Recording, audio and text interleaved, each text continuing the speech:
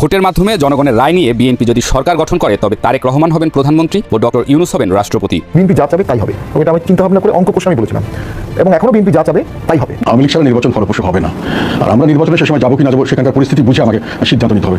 আমি তো এখন এই দেশের নাগরিক হিসেবে জানতে চাই কি আলাপ করছেন, সবচেয়ে গুরুত্বপূর্ণ দুজন ব্যক্তি কি কথা বলছেন আমার জানার অধিকার নাই। কিন্তু আপনাদের অবশ্যই প্রেসিডেন্টকে অপসারণ করে ডক্টর ইউনূসকে প্রেসিডেন্টের দায়িত্ব নিতে হবে।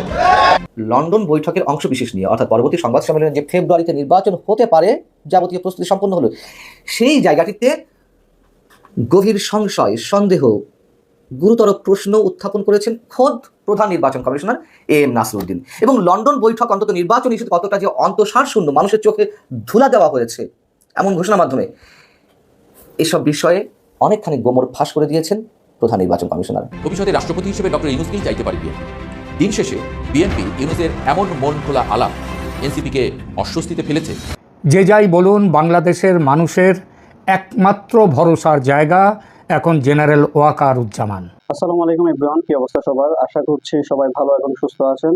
প্রতিদিনের মতো আবারও আরেকটি নতুন ভিডিওতে আপনাদের সবাইকে স্বাগতম। আপনারা ইতিমধ্যে কিছু অংশ বিশেষ এবং টাইটেল এবং থাম্বনেল থেকে বুঝতে পেরে গিয়েছেন ভিডিওটি কতটা গুরুত্বপূর্ণ হতে যাচ্ছে এবং রাজনৈতিক যে চলমান পরিস্থিতি তারাও ধারাবাহিকতা আজকে আমাদের এই ভিডিওটি। আপনারা ইতিমধ্যে ভিডিওটি কিছু অংশ বিশেষ এবং টাইটেল থাম্বনেল থেকে বুঝতে পেরে গিয়েছেন ভিডিওটা কতটা গুরুত্বপূর্ণ, এবং পরবর্তী সম্পূর্ণ ভিডিওটা দেখলে আপনারা বুঝতে পারবেন কতটা গুরুত্বপূর্ণ এবং তথ্যবহুল।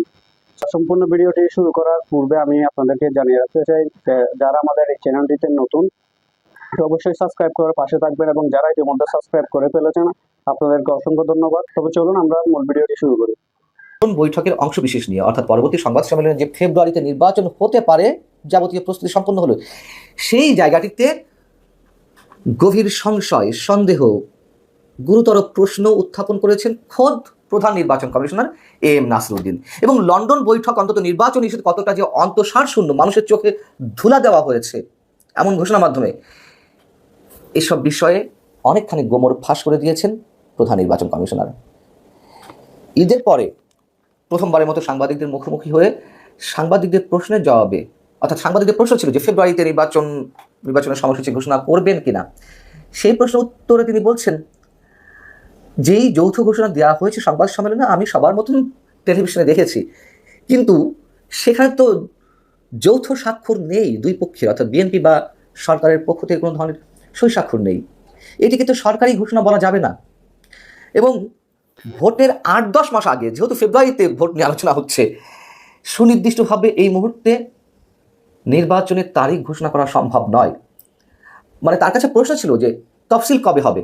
যেহেতু 13ই জুন ডক্টর মোহাম্মদ ইউনূস এবং বিএনপির শীর্ষ নেতা তারেক রহমানের সঙ্গে বৈঠকের পরে যৌথ সংবাদ সম্মেলনে প্রতিনিধিত্ব করলেন সরকারের পক্ষ থেকে ডক্টর খলিলুর রহমান আর বিএনপির পক্ষ থেকে স্থায়ী কমিটির সদস্য আমির খসরু মাহমুদ চৌধুরী। তো ডক্টর খলিলুর রহমান সাংবাদিকদের প্রশ্নের জবাবে তিনি বললেন নির্বাচনের তারিখ নিয়ে, ঘোষণা নিয়ে, যে আমরা আসলে কোনো সমস্যা দেখছি না নির্বাচনের তারিখ ঘোষণার বিষয়ে, এবং নির্বাচন সম্পর্কে যৌথ বিবৃতিতে দুপক্ষই সম্মত হয়েছে।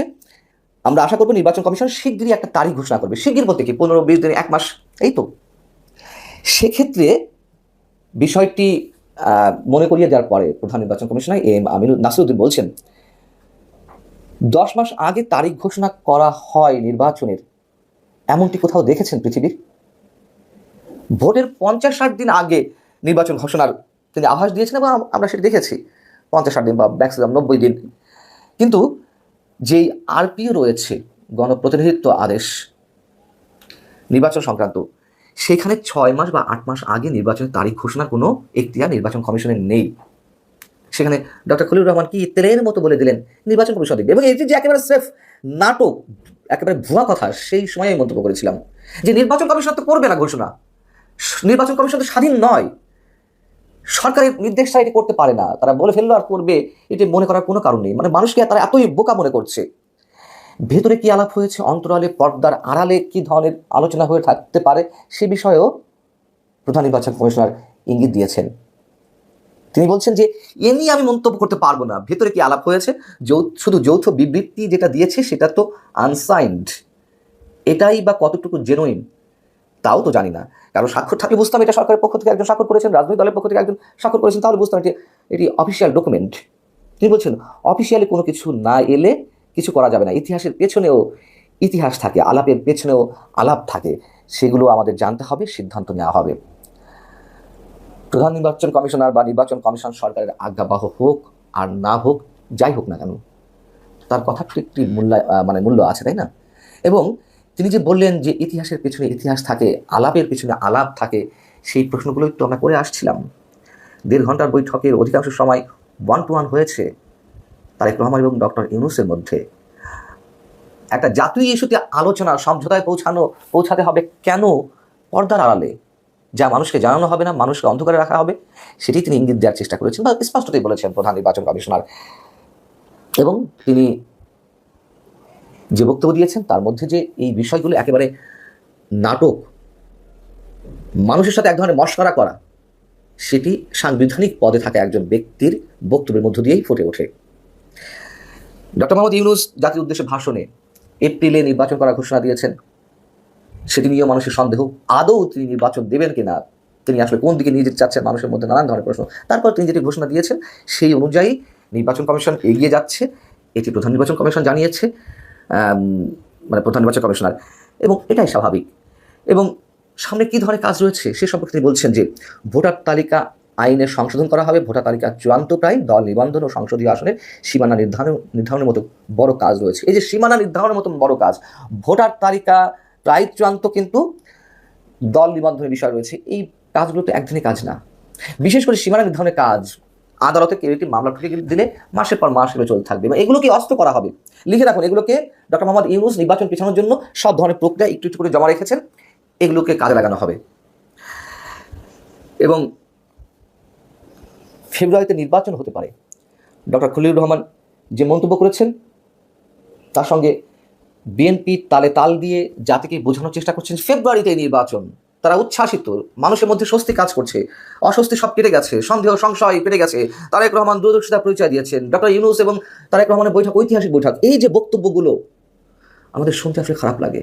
এবং আমি নিজে ব্যক্তিগতভাবে 5 আগস্ট পর থেকে তারেক রহমানের যে নানান ইস্যুতে সিদ্ধান্ত, বক্তব্য প্রশংসা করেছি, আরও অনেকে প্রশংসা করেছেন।